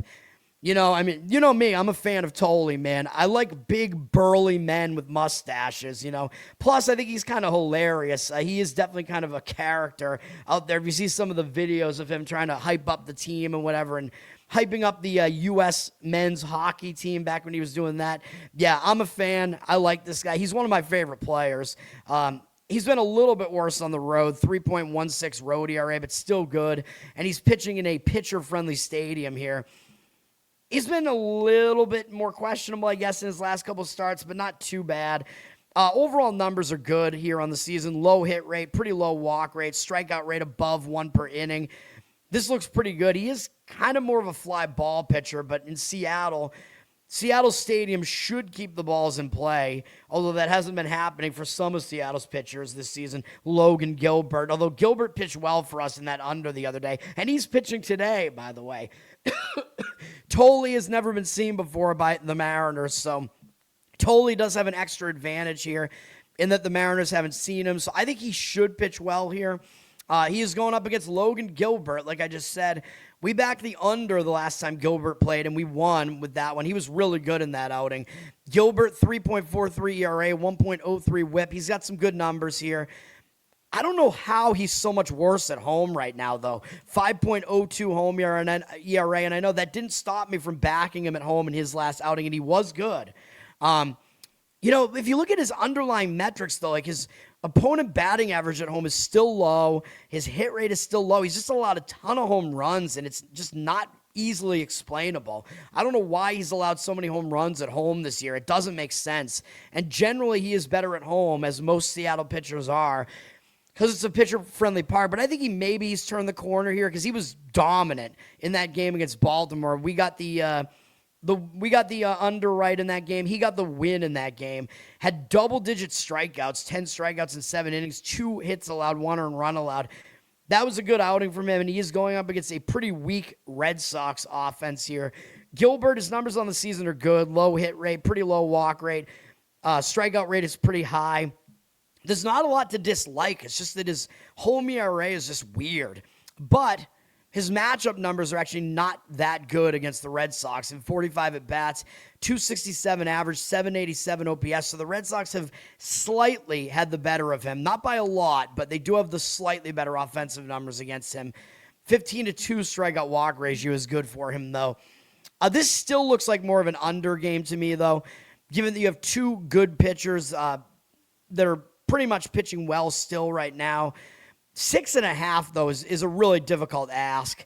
I don't know if there's going to be a 7 out there anywhere. The 6.5 is juiced to the over, but doesn't look like any book is throwing a 7 up there. 70% of tickets on the Red Sox, on the over. 91% of the cash on the over. So the money is playing the over. But, when the odds makers throw up a total this low, they're saying, we think this is going to be a pitching matchup. And I also tend to think that. Like, I think an under makes the most sense in this game still, but I don't like the 6.5. I know, again, I always say it, the professional bettors will tell you should play it because that's the odds makers trying to, goad you into not playing the under, but I'm like, yeah, whatever, man. 7 is such a key number in baseball. I just don't want to do it. The money is backing the Red Sox here as well. 59% of the tickets on Seattle, 73% of the cash on the Red Sox. Seattle is about minus 130 something here. Seattle is the better team. Now, The thing is that the Red Sox are not as bad as their record looks, though. And I think they do have a starting pitching advantage here based on the numbers that we just looked at, the matchup, the unfamiliarity, whatever. So I lean slightly towards the Red Sox here, but Seattle is trying to avoid getting swept. So that's the other thing. I don't think the Red Sox are going to look ahead to the Rockies, though. I think this is a bigger series here against Seattle. So I think the Red Sox will remain focused in this game. But Seattle might have extra motivation because they're trying to avoid getting swept. You don't want to get swept at home by the Red Sox. So, those are my thoughts on the game, though. I still think under might be the better way to look at that game, though. And then the night game on NBC and Peacock is Mets and Philadelphia. We got this game way wrong yesterday because Freddy Peralta ruined the whole game, and Philadelphia won 15-3. So the series is even right now. Both teams are going to be motivated. I think it's a big divisional series. It's a big TV game at night. The Mets used 2 guys out of the bullpen yesterday. They do have the better bullpen. Philadelphia used 2 guys as well, but they're pretty rested. Mets are number 4 in bullpen. They're a strong bullpen. Philadelphia is not horrible at 12th, although their ERA is getting close to 4. The real problem for the Mets here, though, is the starting pitching. It looks like they're going with David Peterson. Yeah, up against Zach Wheeler. That is a huge mismatch in favor of Philadelphia, if that's really what's going on here. It looks like that is what's happening because Peterson is listed on the board here.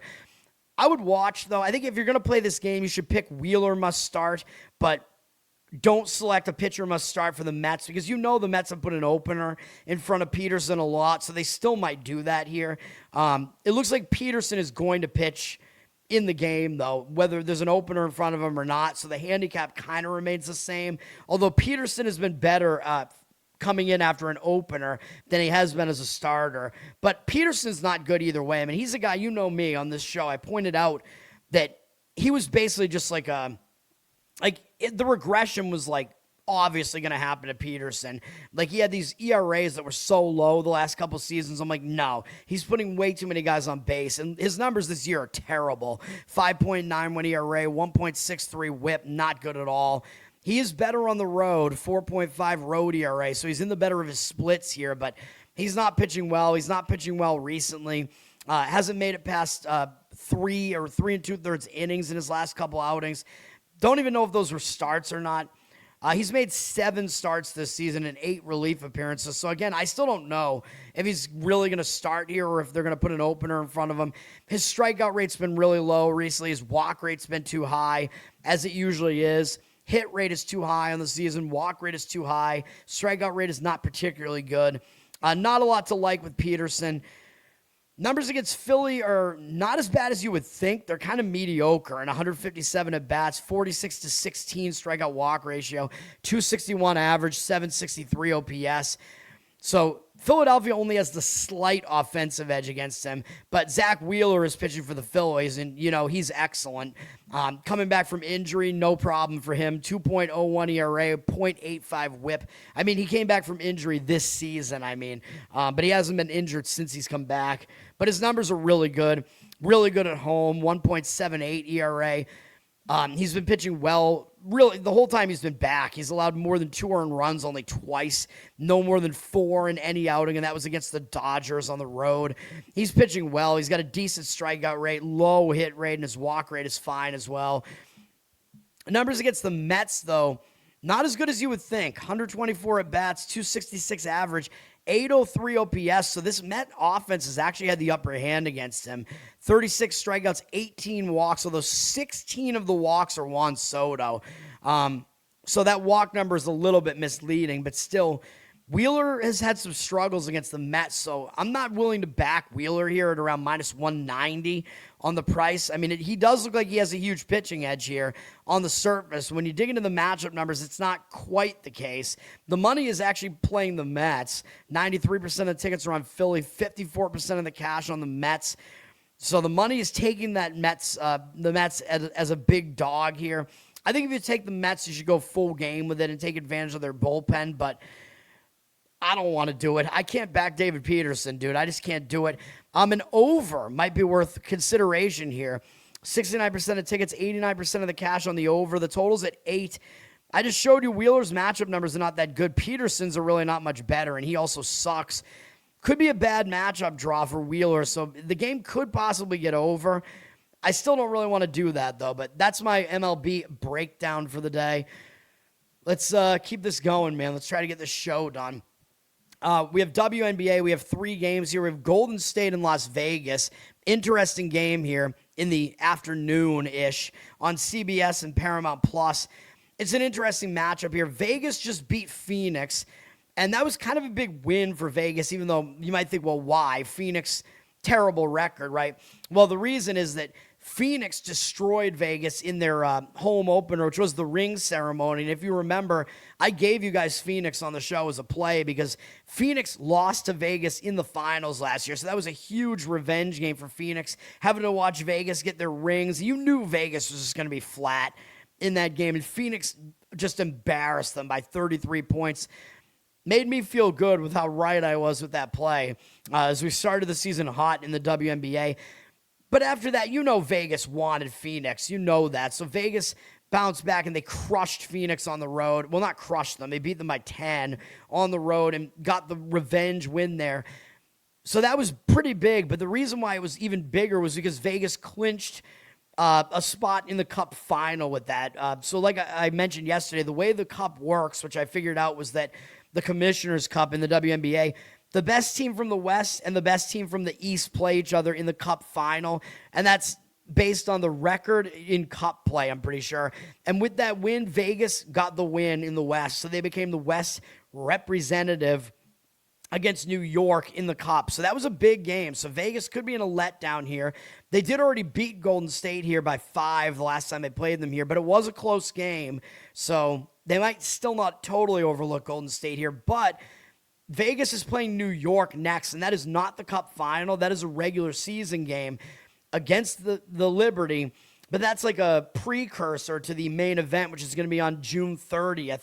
So that's a big game, dude. They get their, whatever you want to call it, they get their Cup preview game against New York. So this is kind of a sandwich spot for Vegas here, but I don't really know that they're going to overlook Golden State. And if we dig into that last matchup, Vegas won by 5 at home. Vegas was a 2.5-point favorite when that game went off. Really kind of more like 3, though, because it was juiced. Golden State actually won the rebound battle slightly in the game, and Vegas shot really well in the game. Vegas shot, well, from 3 they did. Vegas shot 43% from 3 in the game, and Golden State was only 39% from the field and 31% from 3. So those are some outliers where I think Golden State could shoot better this time, and Vegas is probably going to regress from 3-point range.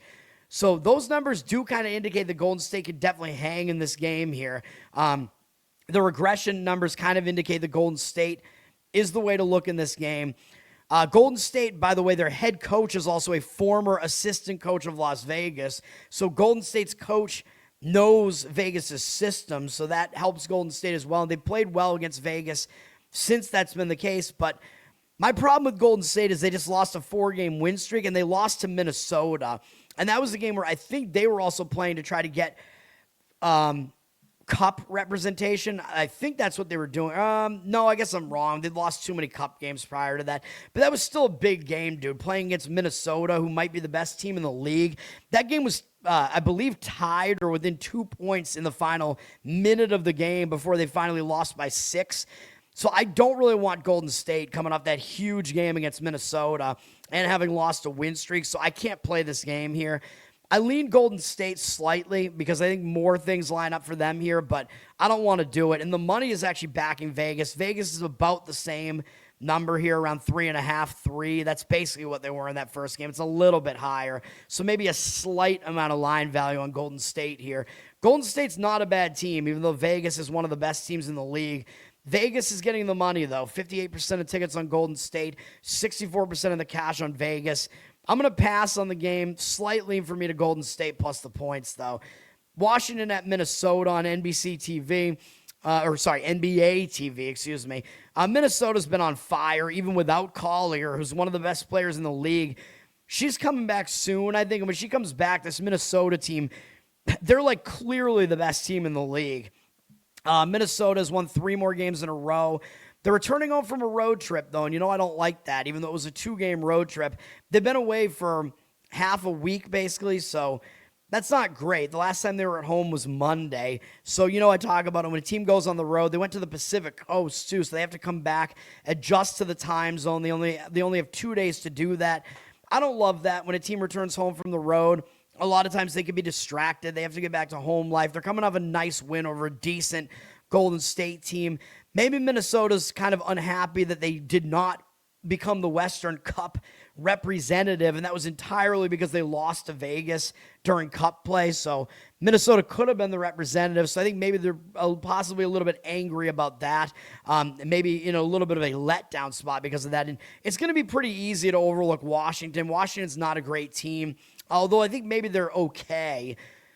But all that being said, I like Washington here, but the problem with Washington is they were just on the East Coast, and they just beat New York. That was a huge upset for them to beat the Liberty, which I think at that point the Liberty already had clinched the Cup spot from the East, maybe. I'm not sure about that, but it was also a revenge spot for Washington. So I think the Liberty overlooked them, and I gave you guys Washington as a lean on the show. I should have made it a play because Washington won the game outright as a big underdog, and that's my problem here. They're traveling from the East Coast now here. The last game of the road trip. They're playing a 4th game in whatever this is, 8 days, coming off a huge upset of New York. I can't do it, man. I can't give you Washington here, although I'm going to lean to Washington anyway. Minnesota's getting the money, though, but you have to lay 13.5 with them here, or 14. 73% of tickets, 88% of the cash on Minnesota. I don't love Minnesota in this one, so yeah, I think Washington may be the way to look in that one, but that's a pass, which means this last game will be my play that I'm giving out in the WNBA.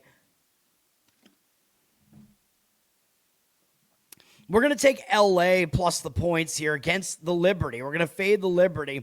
It's interesting. We have, I just talked about it with Las Vegas, but we also have the Liberty playing, and their next game is that tune-up game, if you want to call it that. It is a regular season game, so it counts. Their Cup precursor game coming up against Vegas next.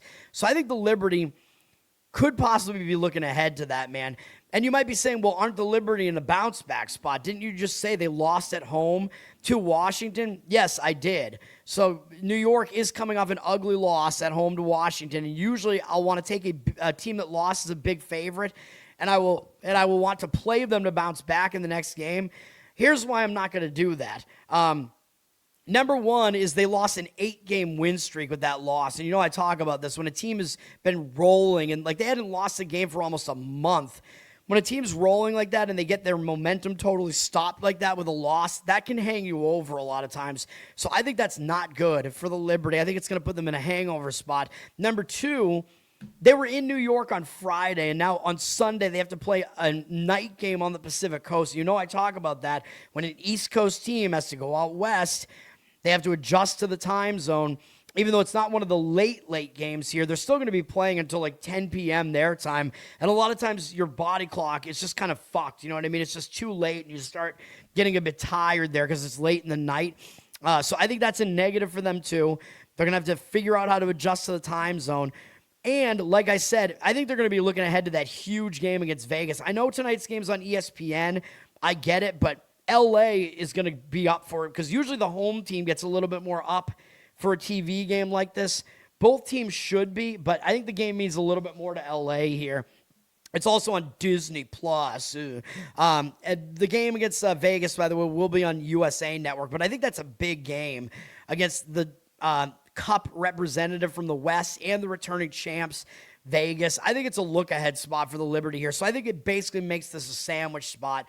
And for the LA side here, the Sparks, they just lost to Minnesota, but it wasn't a close game. So I think they're going to be in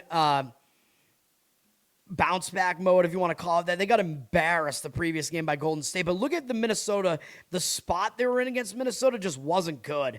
They were returning home from the road. They'd been on the road for a week, and you know how difficult it is in those return home spots.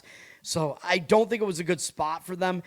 But now that they're in their second game back home and they're trying to split this two-game home series, two-game homestand, I think it's a good spot for them. I talk about that. When a team returns home and they don't do well, they get settled, and a lot of times they'll do better in the next game. And they have extra rest here, too. They haven't played since Wednesday, and New York played on Friday. So New York has 2 days fewer rest, and they're having to travel cross-country, whereas LA is already they're already at home.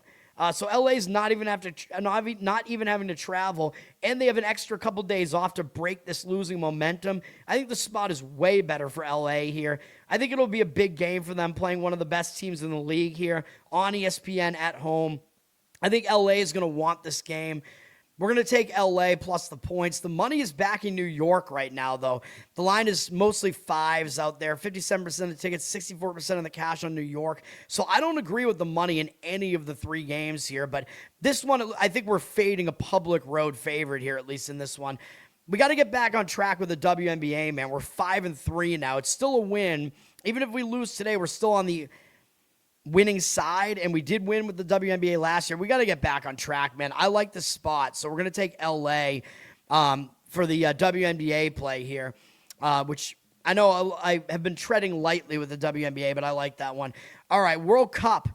We're going to have a play right away in the World Cup at noon. By the way, I apologize. I forgot there was another midnight game. I fucking hate that shit. Stop putting games at midnight, or ESPN needs to fix that shit, because they'll list that game as a game on tomorrow's board, and it causes me to overlook it every time, because you need to put it as today. You know what I mean?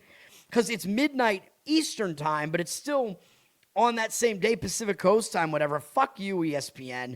You know what I mean? So I missed that completely. Japan beat Tunisia 4-0. And, you know, if I was going to look at that game, Japan was obviously a fairly big favorite there. But Tunisia, I believe, was coming off kind of an ugly loss to somebody here. Yeah, they'd lost horribly to Sweden. So I don't know if I really would have liked Japan in that game. And Japan, I believe, was coming from Mexico. I believe Japan played in... No, Japan, where did the Netherlands play in their first game? I mentioned that yesterday. I forget where. Oh, Texas. Yeah, so Japan was going from Texas to Mexico. So Japan's travel spot wasn't that good. I'm pretty sure this game last night was in Mexico. So Japan was going from Texas to Mexico. Tunisia, I think, was staying in the States for that. So Tunisia had a little bit of an edge as far as that was concerned, because they had played against Sweden in the previous game, which I think was in... No, that might have been... I think that was in Mexico as well, actually. Yes. So, yeah, Tunisia was staying in Mexico, actually. That's what it was. Yeah, Tunisia was staying in Mexico. Anyway, whatever. Japan won that game 4-0. I believe Tunisia is eliminated now, but whatever. We're looking at this first game here with Spain and Saudi Arabia, and I just had to find a way to play Spain here, dude. I mean, they were the team that had the best odds to win the entire World Cup when the World Cup started, but now, of course, France has the best odds, and I did like France to win the whole thing because they're more experienced, but Spain is not going to lose to Saudi Arabia here, man, and given the spot that they're in, and we have to figure out a way to play this because you can't lay a minus 1,000 money line here, although I did see it at minus 700 at one book out there. We're going to get a little bit crazy with this. We're going to go Spain's team total over 3.5 at plus 120. And I know they need to score 4 goals here. I know. It's a little bit of a difficult ask, but I think in game 2 of the World Cup, it's an easier ask to score goals, especially when you're going to get a team that's going to focus more on offense after what they did in their first game. I think it's the right way to play this game. You could play Spain on the spread at minus 2.5. If you want to do it that way. I'm going to be pissed if they win 3-0 because then they'll cover that and they'll not win this. That will piss me off for sure. But you could go over. You could go minus 2.5, but that worries me. You know, just because Saudi Arabia could get a garbage goal or something if this game. Like, I think this game's going to be kind of a blowout. So I'm seeing this as more like. I think this game might have a tendency to be more like a 4-1 game or something like that. So that's why I'm going to go with this instead. Although I wouldn't really disagree with laying 2.5 goals with Spain, but I think you have less leeway there. I think there are more ways that we can get this one correct. Spain, they're coming off an ugly performance, man. A 0-0 draw against Cape Verde. Come on, man. Spain was a huge favorite here, and they're a bigger favorite in this game, I think, because I think Saudi Arabia, actually, I don't know. They're about the same, actually. Yeah, I don't know. I think Saudi Arabia is slightly better than Cape Verde, but come on, man. Spain was a minus 1,000 favorite in this game. They had similar numbers here on the total and the spread here, and they couldn't even score a goal.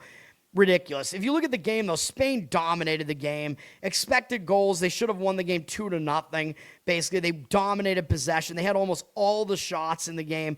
Spain clearly should have won this game. It was kind of ridiculous. They never got a goal in net. So I think after a game like this, you know Spain is going to be focused on offense. After they put up 0 goals, people are going to have a tendency to think, well, how could they score 4 goals here after something like that? That's why I like it. I like doing it this way because I think you want to play on a team that is really good like this and has a huge mismatch here. I think you're going to get way more offense. And their offense, again, wasn't bad, really, in this game. They had a lot of good passes in the game, whatever. It just didn't translate into goals. And, again, they were expected to score 2 with the way that they played in that game. So I know that's not 4, but I like Spain to bounce back here, man. These games were all on Fox, Telemundo, and Fox Sports 1, by the way. I got to get this done and get this video out because this game's going to be played at noon. Saudi Arabia, I think, is also in a letdown spot because they just drew Uruguay as a huge underdog. That was a huge game for Saudi Arabia. And if you remember, Saudi Arabia did that last year too. I think they won against Argentina in their first game last year. And then, of course, Argentina wound up winning the whole thing. So these first games can be a little bit misleading, man. Saudi Arabia is not actually that good. Uruguay, I think, is not a great offensive team. But Saudi Arabia was still a big dog in that one. Uruguay was minus 205. So you have Spain coming off an embarrassing draw. You have Saudi Arabia coming off an unexpected draw where they pretty much, Uruguay was the team that was the team that had an embarrassing game here. And Saudi Arabia almost won. They were winning the game 1-0, and Uruguay scored with 10 minutes to go in the first 90 minutes there to draw the game. But if you look at what happened in this game, Uruguay was the better team. Uruguay should have won 1.72 to 0.66 on the expected goals. So this was a misleading final. Uruguay was the dominant team. They had 67% of the possession. They had 10 out of the 13 shots on goal. So Uruguay was clearly the better team here. They had way more offense, more passes, whatever. So this was a misleading result. We had misleading results on both sides here.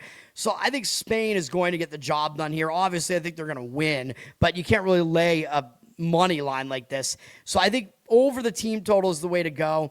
Also, Spain is staying in the same stadium, by the way. They played in Atlanta the last time. Saudi Arabia played in Miami, so they're not traveling very far here. But Spain is already used to the city and the venue, so Spain has already adjusted to this exact venue. So I think that helps Spain. I know it didn't help Scotland the other day, but Spain is the way better team, man. You got to think they're going to bounce back in a big way from that embarrassing performance because they are one of the top teams in the country. So that's what we're talking about here. I don't expect Saudi Arabia to do much here. So I like Spain to score a lot, though. That's what we're going to do. I think that's the best way to do it after they got blanked in their last game. Belgium is playing Iran in Inglewood, California, and you might be saying, well, that's good for Iran because they played in this same stadium last time. Yeah, they did, but Iran, as I told you, they're not allowed to stay in the country. Because of the military bullshit, because of the war. Iran gets screwed, and they're having to stay in Mexico, and they have to keep traveling to Southern California from Mexico on match day. So that's not great for Iran. And Iran is coming off not a great performance against New Zealand. They drew against New Zealand, and New Zealand is one of the worst teams in this whole competition. Iran's not very good, but they were the better team. They were the favorite in that game, in that match. So the fact that they had a draw against New Zealand is... maybe it's not a good sign, although maybe they should bounce back after that. So they could be in a bounce back mode because that was kind of an embarrassing result here that Iran was actually losing that game twice.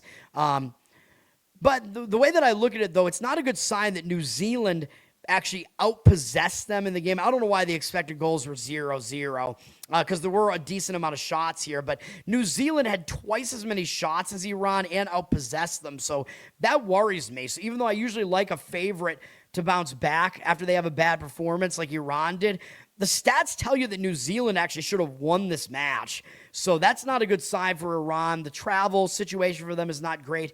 I don't love Iran here, man. I think Belgium should win here. Belgium is a big favorite. And Belgium, They're the better team, and they're coming off a bad performance against Egypt, which I think was up in Seattle, I want to say. So Belgium is staying on the Pacific Coast, at least, although they're traveling down from Seattle to L.A. for this. But Belgium, they were a big favorite against Egypt, dude, and the fact that they lost this game or had a draw in this game was kind of bullshit. It's not good that Belgium didn't even score any actual goals. The only goal they got was an own goal that Egypt gave them, so that's not a good sign for Belgium, but they were a minus 200 favorite here. And if you look at the stats in the game, Belgium did outplay them, although it wasn't by much, 1.35 to 1.08 on the expected goals. Both teams only had 3 shots on goal, and Belgium only slightly won the possession battle. So there are some things that don't look good for Belgium here, so that's not great. By the way, I kind of want to see, does Belgium still have my guy, Lukaku? Is he still playing for them? I want to see. I want to see player stats. Yeah, they still have Lukaku. Yeah, hell yeah, man. There you go. It looks like he didn't play much, though, so I don't know. Maybe he's too old now or something. I liked watching him last time Belgium was in the World, or maybe it was 2 World Cups ago, whatever it was. Belgium should still win here, though. They're at minus 235. Both teams look like they're probably overrated here in this tournament, but Belgium is the better side here. They don't have the same travel issues that Iran has. Iran's bad performance against New Zealand is more damning, I think. So I think Belgium does win this. I just don't know that it's a game that I really want to get involved in. I think if I was going to play another game, I would look to somehow play Uruguay, which I just talked about Uruguay. They should have beaten Saudi Arabia. They were the better team against Saudi Arabia. They fell short. Uruguay is staying in Miami, so this should be a good setting for them because they're staying in the same city and venue. Cape Verde is coming in for playing in Atlanta, which isn't too bad for them either, but Cape Verde could be in a letdown mode, man. Everybody's talking about how they drew Spain 0-0, and I told you that Cape Verde should have lost that based on the stats. Uruguay should have beaten Saudi Arabia. Uruguay, similar to their rival Argentina last year, where Argentina lost to Saudi Arabia in their first game. I think Argentina bounced back in a big way after that. I think Uruguay does the same here. I think Uruguay, in some ways, the way to look here, but they're minus 220 on the money line. On the 3-way line. One way that you could do this is to parlay. I mean, I hate parlays, but you could parlay Uruguay as a minus 220 favorite with some other favorite that you like on the board in that price range. Maybe something like that, or maybe do it with like an upcoming match, maybe. I don't know. I haven't really handicapped any of the upcoming matches here, but something like that. But I think Uruguay wins this game. You could go over their team total. I think their team total is actually pretty low. I think it's like 1.5, but I think you have to go like, you're paying juice on the over minus 1.5, but it seems reasonable-ish if you want to go Uruguay over their team total here. That makes some sense here to me. After they only scored 1 goal against Saudi Arabia, but Uruguay, I don't think they're the greatest offensive team, though. Or you could lay the spread with them. I think you could lay like minus 1.5 with them on the goal line and get them to win by 2 goals. It's a little bit dicey, though, in what might be a low-scoring game, so we will see. And then New Zealand and Egypt, and neither of these teams are that good, but Egypt is minus 170 on the 3-way line here. I don't think New Zealand is very good. Egypt is coming in from Seattle, I believe, so they're only going from Seattle to Vancouver. New Zealand, I believe, is coming up from Inglewood, California, so New Zealand's traveling up the whole West Coast. Egypt is only coming in from Seattle, so they're staying in the Pacific Northwest, so the travel spot's a little bit better for Egypt. Both teams could be in letdown spots, though, because they're both coming up big performances against teams that were favored against them. New Zealand against Iran with the draw. Egypt drew Belgium, but I think Egypt is in the bigger letdown spot off of that. And, you know, I pointed out that both matches were not that misleading. Like Belgium and Iran both did not play well in those games. And I think the Egypt doing it to Belgium, I think was a little bit bigger though, because they're considered to be the better team than Iran, obviously, which they are. So I think that was a bigger deal for Egypt. So maybe fading Egypt here in some way may be worth a look, but New Zealand is putrid, dude. So I don't know that I want anything to do with New Zealand. I think that game against Iran says more about Iran than it does about New Zealand. I think it is telling you Iran is just not that good, more so than that New Zealand is actually good. I don't think they are. I don't know, man. I mean, maybe you could look towards a win-draw type of situation, win or draw for New Zealand here. You probably get it about plus 140 something here. I still wouldn't want to do it, though. I don't trust New Zealand. I don't think they're good. And that's going to do it, man. Those are all the plays for today. We have Giants, San Francisco Giants, first 5 spread, -half run on the run line. That's the first baseball play. The second baseball play is first 5 under 3.5 in Blue Jays Cubs. WNBA, Sparks +5, LA. And put a little bit on the money line as well, obviously. Whenever you take an underdog like that, I recommend 10% on the money line when it's a small dog like that. And Spain team total over should be the first game that happens here. Hopefully we can get that done. Let's get a win. Let's have another winning day here, man. Let's do it. I know it's a big team total there, but I think Spain comes out in a big way. I think they're going to score a bunch of goals in that one. So let's get it done. Plus, they need to, because the goal differential is going to matter too if there's a tiebreaker somewhere. So they're going to be motivated to score here. So that helps as well. That's going to do it. Learn to Toad on Twitter. Learn to Toad on Instagram. Like, subscribe to the channel here. Tell everybody about it. Listen on audio, Apple, Spotify, Spreaker, everything. Covered in Uke on YouTube, my ukulele cover channel. You can check that out. Patreon.com/LearnToToad if you want to support me that way. Losercast every Tuesday night, and the Giants G-Spot podcast, New York Giants. That's going to do it. Go check out my appearance on the Pick Is In podcast earlier this week. I tweeted it out. You can find them on YouTube and whatever. You can check that out, too, if you want to watch that conversation. It was a fun conversation. Some betting, more about like our sports rooting history and stuff like that. That's going to do it. I appreciate it, everybody. Have a good Sunday. Peace. Happy Father's Day. But don't you go quiet, don't you fade from the floor. Your name still means something to somebody for sure. Put the glass down, baby. Look at me now.